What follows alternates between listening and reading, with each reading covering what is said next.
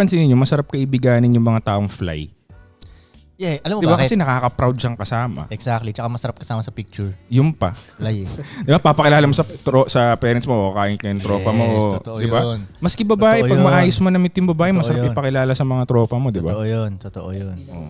Masarap sa... Yun. Alam mo yun nga, yun yung unang i-judge ka, hindi naman sa pagsasalita mo. Bago pa yung personality mo, sa pagsasalita, personality mo sa itsura mo, lalabas na yung personality. Kaya minsan mo. may So, mga i-judge ka. nakakasama ako na maporma.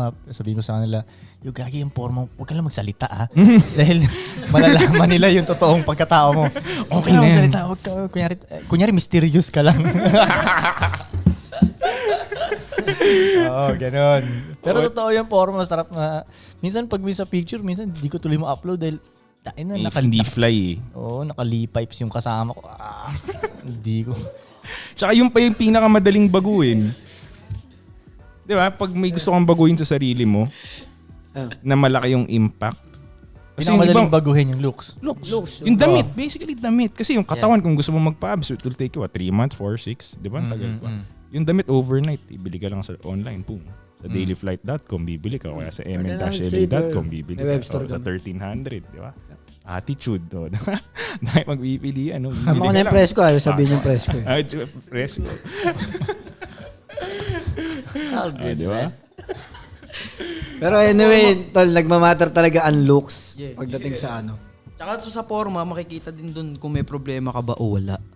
Damn. Oh, grabe. Diba? Parang ilog at ano na naman. Totoo yun, totoo yun. Totoo yun. Totoo yun. Gets. Pag nakita nilang dudugyot-dugyot, ang laki ng problema na yun. Oh, meron tong pinagdadaanan. Ibig sabihin nun kasi napapabayaan mo na yung sarili mo. Hindi, totoo to, sign ng depression yun pag wala ka ng ano sa yung hygiene Wala ka- mo, wala wala ka kang ng pakialam.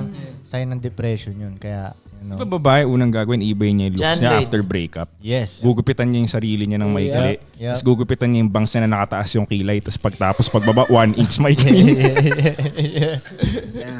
Hindi, magandang sinyalis yun, tol. Minsan, bago pa lang kayo mag-breakup, gusto niya na magpagupit eh. Yep.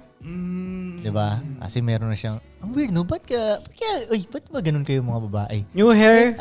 Kasi New parang lifestyle. feeling new life, no? Gets. New hair, new So sa ating mga lalaki, ano? May ganun Ano ba tayo? Koy? Ha? Koy, araw-araw di ba tayo mga naglulupit. nabobroken hearted nagsha-shopping? Nagsha-shopping. Pantalon, sabi no, ko, yun, bili kang yun, bagong yun. pantalon. Kasi mas mahal yun eh. Kaya ako sinasabi, mas mahal yung pantalon kaysa sa t-shirt eh. Kung totoo talagang gusto mong mabago ka, bili kang pantalon din, di ba? Ganun. Sapatos. Ano? Ay. Sapatos. Oo nga, ano nga? Yan yung trip mo. Ako trip ko pag ganun. Sapatos. Minsan nga, Tagay pa. Parang lasing. hindi ko yung sinasabi ko lang. Minsan nga pag kahit ano yun, basta ang laking kasiyahan pag may bago kang sapatos. Alam mo yun, Kika, di ba? Ay, gets. Diba? Masaya ka eh. Pag may Medyo bagong malalim yung sapatos ano mo eh. Yeah, sino si Dito P nga nung bumili ng bagong sapatos, yung lakad niya iba eh. Diba? Iba talaga eh. Ayaw matupi yung... Ayaw mo, Chris. Iba ang bagong sapatos. Sabi ko kay Dito P, tayo na ilakad mo na ng normal tol. Matutupi rin naman yan palang araw. Parang robot siya, maglakad dun sa mall eh. Matigas lang syempre. Ay, sasa. Anong sapatos yun? Brand new Air Force One. Air Force. Holy shit talaga.